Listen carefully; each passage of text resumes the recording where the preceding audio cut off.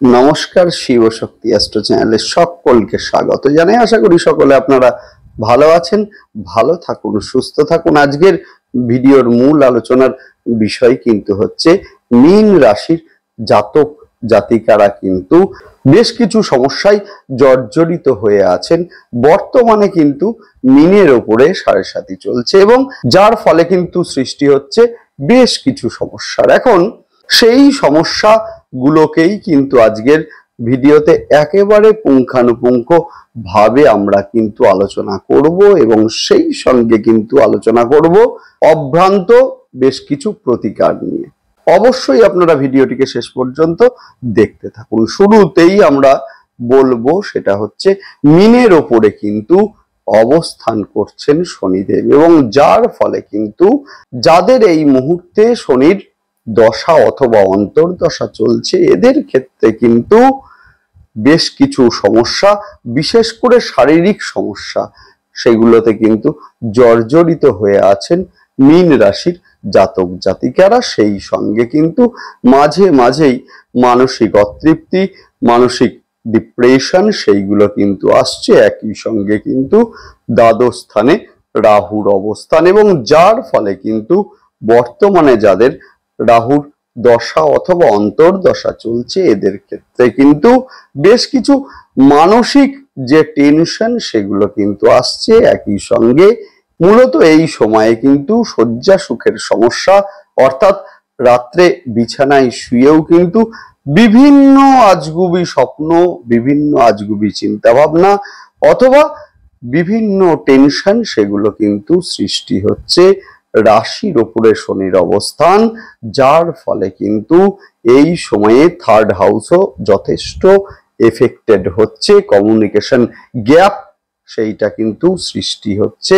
যোগাযোগ হয়তো আপনারা করতে চাইছেন, সেই ক্ষেত্রে কিন্তু বাধা এসে উপস্থিত হচ্ছে। একই সঙ্গে কিন্তু যেহেতু রাশির ওপরে শনির অবস্থান এবং দৃষ্টি কিন্তু থাকছে আপনাদের সপ্তম স্থানের ওপরে, যার ফলে কিন্তু ব্যবসার ক্ষেত্রে একটা আপস অ্যান্ড ডাউনস সেইটা কিন্তু এই সময়ে সৃষ্টি হচ্ছে। একই সঙ্গে বিবাহের ক্ষেত্রে বারংবার বাধা সৃষ্টি হচ্ছে।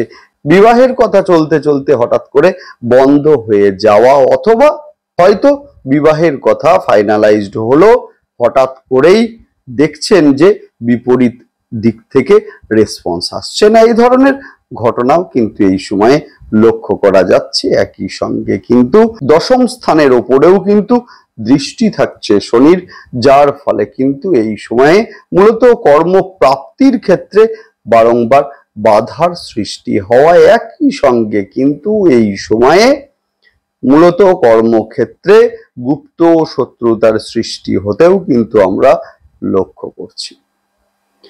যদিও এই সময়ে ষষ্ঠ স্থানে অবস্থান করছে মঙ্গল, যে মঙ্গল কিন্তু এই সময়ে মূলত কেতু সংযুক্ত হয়ে অবস্থান করছেন। মঙ্গল কিন্তু আপনাদের দ্বিতীয় স্থানের অধিপতি, যার ফলে কিন্তু অর্থের ব্যয় এই সময়ে হচ্ছে। একই সঙ্গে এই সময়ে কিন্তু আর্থিক দিক থেকে একটা প্রেশার সেইটা কিন্তু মীনের ওপরে আছে। একই সঙ্গে লোন যারা নিয়েছেন, এই যে ষষ্ঠ স্থান নির্দেশ করে লোন, অর্থাৎ লোন যারা নিয়েছেন এদের ক্ষেত্রে কিন্তু একটা সমস্যা সেইটা কিন্তু সৃষ্টি হচ্ছে। যাই হোক, শুরু করব বিস্তারিত আলোচনা। বিস্তারিত আলোচনা শুরু করার আগে সকলকে অনুরোধ করব অবশ্যই আপনারা কিন্তু চ্যানেলটিকে সাবস্ক্রাইব করবেন। গ্রহের সঞ্চার সেটা স্বল্প সময়ের জন্যই হোক বা দীর্ঘ সময়ের জন্যই হোক, গ্রহের সঞ্চারের একটা ইম্প্যাক্ট সেটা কিন্তু আমাদের উপরে ভীষণ ভাবে এসে পড়ে।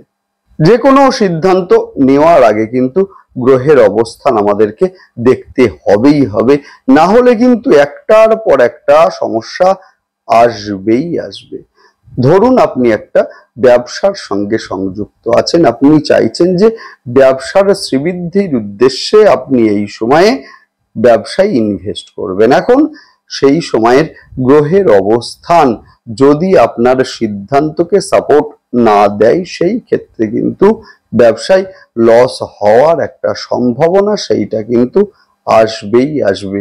সেই ক্ষেত্রে কিন্তু অবশ্যই আপনারা দেখে নিন যে যে কোনো সিদ্ধান্ত নেওয়ার ক্ষেত্রে সেই সময়ের গ্রহের অবস্থান আপনার সিদ্ধান্তকে সাপোর্ট করবে কিনা। যদি করে সেই ক্ষেত্রে কিন্তু বিনা প্রতিকারেই আপনারা ভালো থাকবেনই থাকবেন, 100% ভালো থাকবেন, কথা দিচ্ছি আমি। বুঝবেন আপনারা কিভাবে?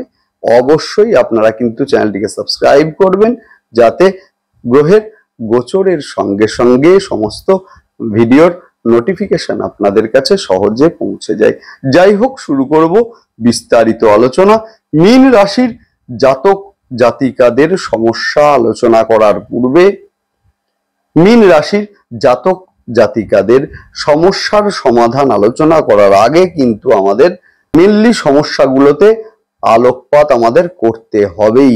শুরুতেই আমরা বলবো সেটা হচ্ছে, বর্তমানে কিন্তু মীনের ওপরে 7.5 চলছে, রাশির ওপরে শনির অবস্থান, যার ফলে কিন্তু এই সময়ে যাদের মূলত শনির দশা অথবা অন্তর্দশা চলছে, এদের ক্ষেত্রে মূলত শারীরিক দিক থেকে যথেষ্ট প্রেসারের মধ্যে আছেন মীন রাশির জাতক জাতিকারা।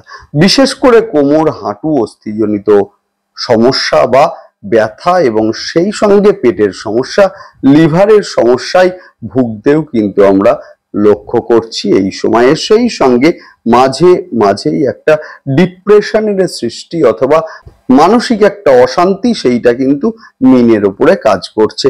সবচেয়ে বড় কথা হচ্ছে, মীন রাশির ওপরে কিন্তু বর্তমানে শনির অবস্থান এবং সেই সঙ্গে অবশ্যই কিন্তু 3rd হাউসে দৃষ্টি, যার ফলে কিন্তু এই সময়ে কমিউনিকেশনের ক্ষেত্রে একটা সমস্যা সেইটা কিন্তু সৃষ্টি হচ্ছে। যারা ব্রোকার আছেন অথবা এজেন্সিমূলক যে কোনো কর্মের সঙ্গে সংযুক্ত আছেন অথবা মার্কেটিং এর সঙ্গে সংযুক্ত আছেন, এদের ক্ষেত্রে কিন্তু বিশেষ করে পরিশ্রমের মাত্রা সেইটা কিন্তু অনেকাংশে বৃদ্ধি পেয়েছে।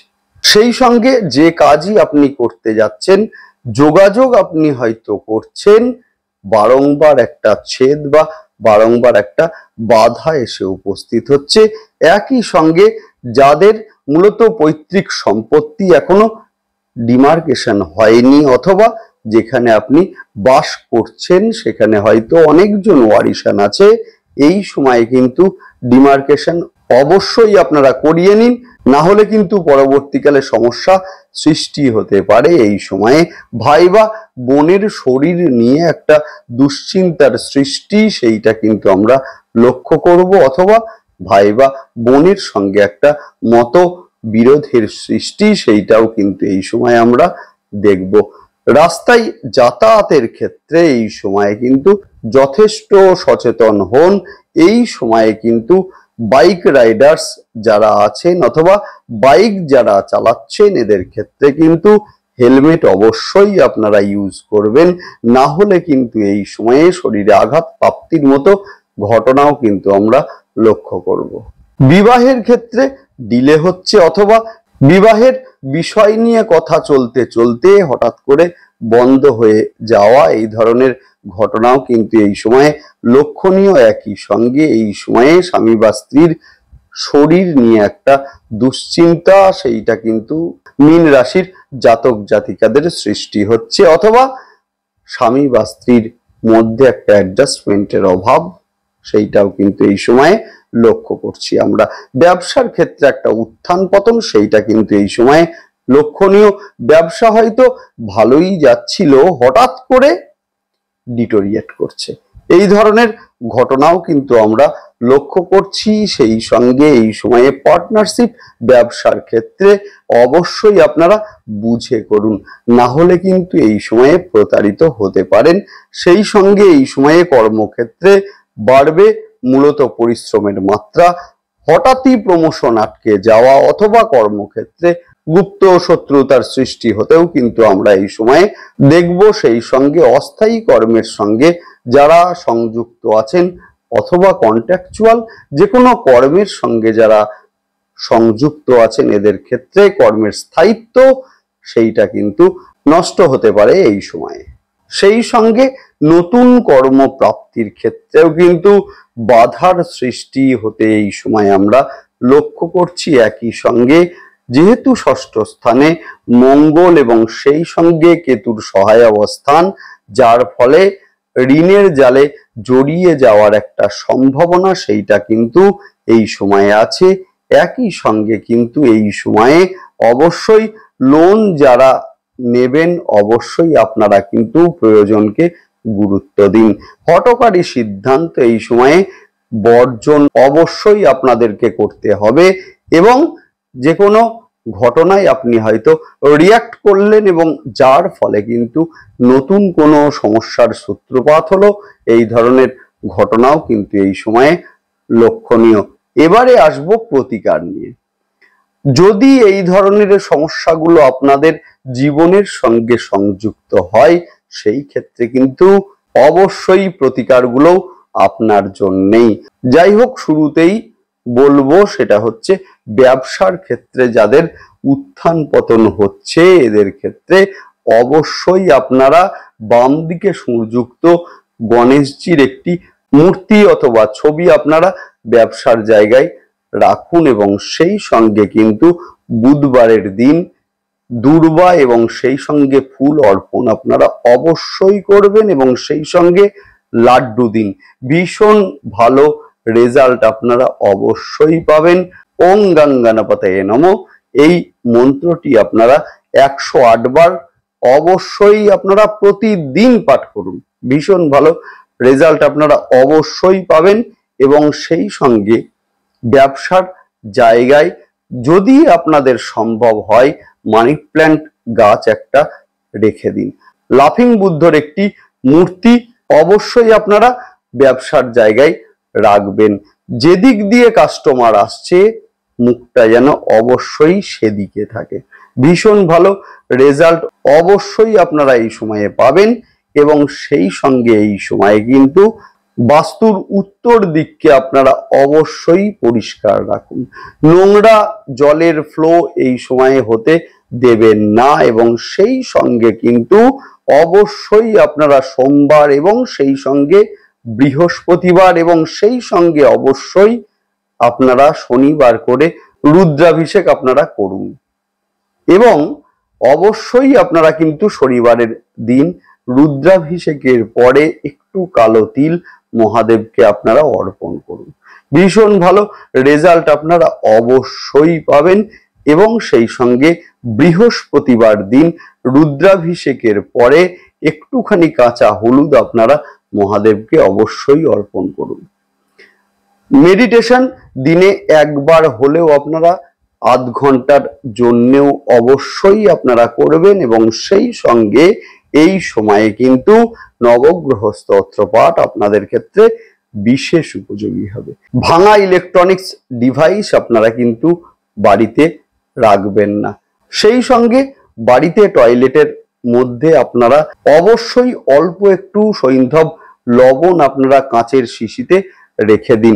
দুর্দান্ত রেজাল্ট আপনারা অবশ্যই পাবেন এবং সেই সঙ্গে সমস্যামুক্ত জীবনের জন্য রেমিডি পেতে ফেসবুক পেজটিকে অবশ্যই আপনারা ফলো করবেন। লিংক ডেসক্রিপশন বক্সে দিয়ে দেওয়া হলো। যাই হোক, ভালো থাকুন, সুস্থ থাকুন, সঙ্গে থাকুন এবং সেই সঙ্গে অবশ্যই আপনারা কিন্তু চ্যানেলটিকে সাবস্ক্রাইব করবেন। নমস্কার।